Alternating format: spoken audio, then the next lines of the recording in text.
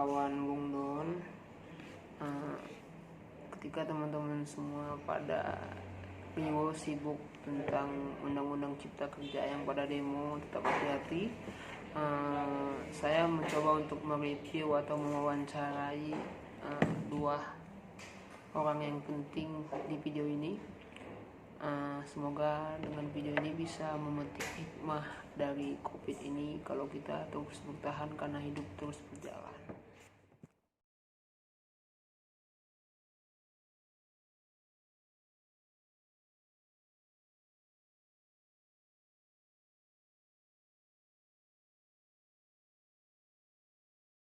Selamat pagi Bu Madonna. Oke, saya dari Bung Don TV nih.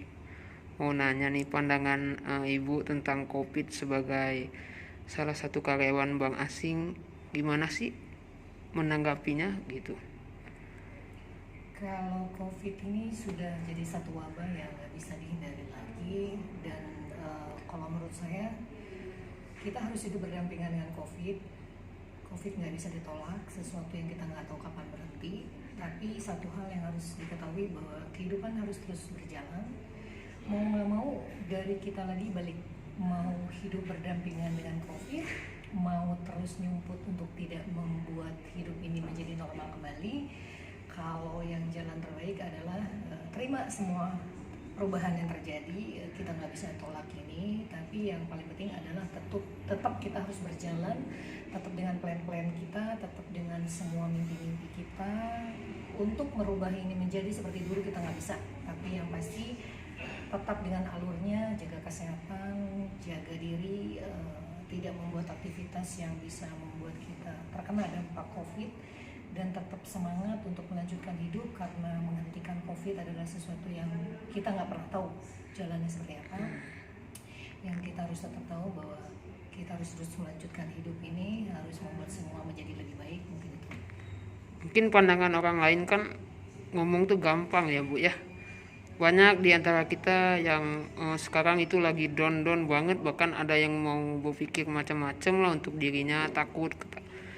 Gimana sih kalau menurut Ibu Madonna itu menanggapin hal batin yang kayak gitu di tekanan saat ini dan bisa melaluinya, itu menurut Ibu bisa laluinya gimana ya gitu? Kalau buat dilalui pasti berat, pasti nggak mudah buat orang, tapi yang pasti tenang itu yang harus dimiliki, tenang, ikhlas. Karena kalau kita tidak tenang, kita tidak akan bisa menjalani semua ini dengan baik. Kalau kita dalam posisi panik, kita bingung, kita stres, depresi, yang terjadi malah semua semakin rumit, mempengaruhi imun di tubuh kita, dan otomatis membuat kita betul-betul akhirnya ada dalam kondisi fisik yang drop. Kalau kita tenang, kita ikhlas, ya kalau bicara dari agama saya, agama Islam, yang harus saya lakukan adalah saya harus pasrah ngadepin ini, tapi bukan berarti saya mematikan kreativitas. Karena dengan pasrah berarti saya tidak mau melakukan apapun, tetapi dengan saya ikhlas, setidaknya saya berusaha untuk pelan-pelan menata hidup ini menjadi lebih baik dengan membuat satu prioritas apa sih yang harus saya lakukan di masa pandemi ini. Itu aja sih. Kalau masalah putus asa semua orang pasti, tapi apa positifnya dari putus asa? Nggak ada. Kecuali akhirnya selesai mati dengan COVID. Oke, siap. Terima kasih Bu Madonna ya. Sukses selalu Ibu. Selamat pagi.